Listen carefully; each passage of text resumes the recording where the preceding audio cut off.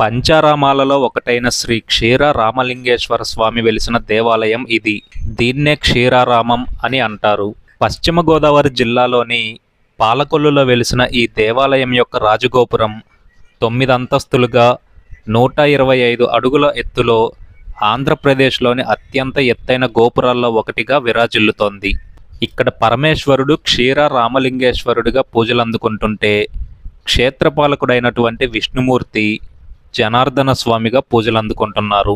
తారకాసురుడు అనే రాక్షసుడి వదనంతో పరమేశ్వరుని ఆత్మలింగంలోని ఒక భాగంతో పంచారామంగా వెలిసినటువంటి ఈ దేవాలయం గురించిన పూర్తి వివరాలు ఒక లాంగ్ వీడియో చేసి మన ఛానల్లో పోస్ట్ చేశాను. కింద కనిపిస్తున్నటువంటి లింక్ క్లిక్ చేసి ఆ వీడియో చూడండి. వీడియో నచ్చితే లైక్ చేసి ఇలాంటి మరిన్ని వీడియోస్ కోసం మన ఛానల్ని తప్పకుండా సబ్స్క్రైబ్ చేయండి.